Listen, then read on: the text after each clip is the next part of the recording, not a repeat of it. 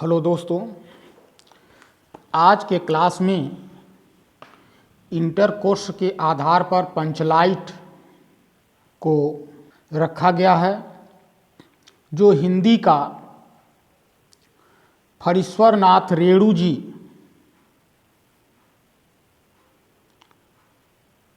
हिंदी जगत के सुप्रसिद्ध आंचलिक कहानी या कथा के रूप में प्रस्तुत किए हैं।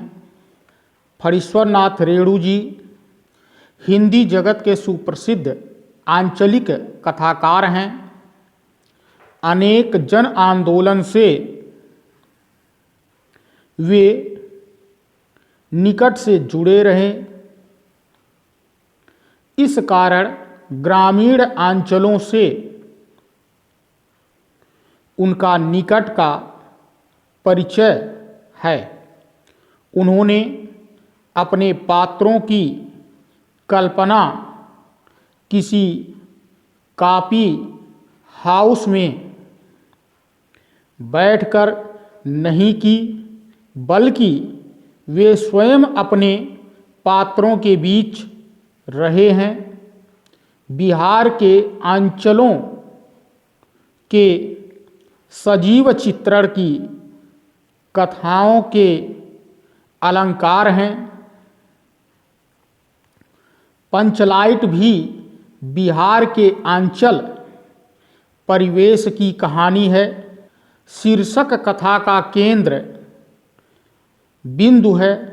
शीर्षक को पढ़कर ही पाठक कहानी को पढ़ने के लिए उत्सुक होता है। इस कहानी के द्वारा रेणु जी ने ग्रामीण अंचल का वास्तविक चित्रण खींचा है। शोधन के द्वारा पेट्रोमैक्स जलाने पर उसकी सभी गलतियां माफ कर दी जाती है। उस पर लगे सारे प्रतिबंध हटा लिए जाते हैं तथा उसे मनोकूल आचरण की छूट भी मिल जाती है। इससे स्पष्ट होता है कि आवश्यकता बड़े से बड़े रूढ़िवादिता, संस्कार और परंपरा को व्यर्थ साबित कर देती है।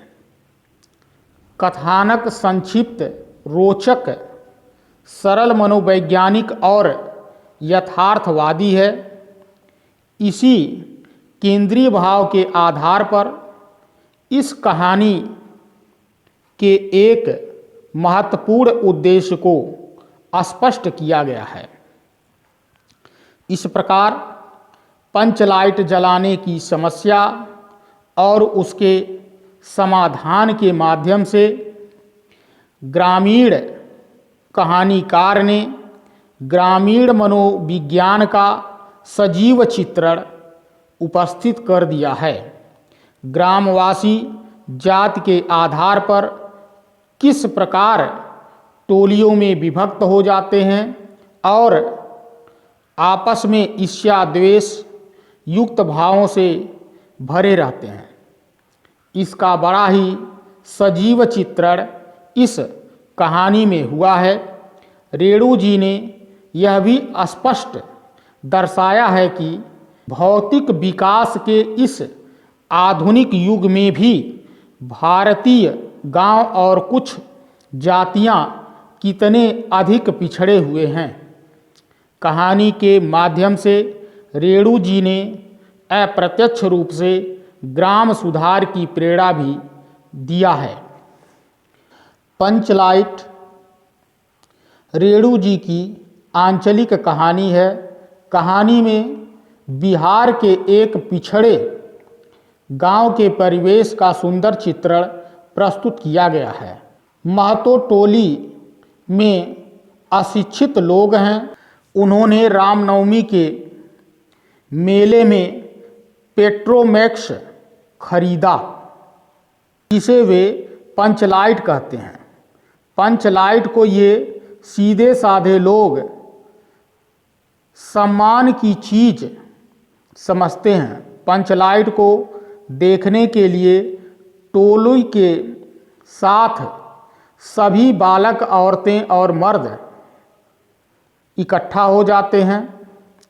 सरदार अपनी पत्नी को आदेश देता है कि शुभ कार्य को करने से पहले वह पूजा पाठ का प्रबंध कर ले।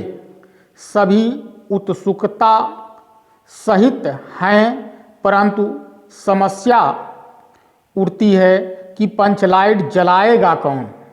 सीधे साधे पेट्रोल मैक्स को जलाना भी नहीं जानते। इस टोली में भी गोधन नाम का एक युवक रहता है। वह गांव की मुनरी नामक एक युवती से प्रेम करता है। मुनरी की मां ने पंचों से गोधन की शिकायत की थी कि वह उसके घर के सामने से जब भी निकलता है तो सिनेमा का गाना गाकर निकलता है। कारण पंचों ने उसे जात से निकाल रखा है। मुनरी को पता है कि गोधन पंचलाइट जला सकता है। वह चतुराई से इस बात को पंचों तक पहुंचा देती है। पंच गोधन को पुनः जाति में ले लेते हैं। वह पंचलाइट को जला देता है। मुनरी की मां गुलरी काकी प्रसन्न होकर गोधन को शाम के भोजन का निमंत्रण देती है। पंच भी अति उत्साहपूर्वक होकर गोधन को कह देते हैं, तुम्हारा 7 खून अब माफ है, खूब गाओ सलीमा के गाने। लोग पंचलाइट की रोशनी में भजन और कीर्तन करते हैं तथा उत्सव मनाते हैं। कहानी का कथानक सजीव है। सीधे साधे अनपढ़ लोगों की संवेदनाओं को वाड़ी देने में रेणु जी समर्थ रहे। इस कहानी में आंचलिक जीवन का सजीव झांकी प्रस्तुत किया गया है।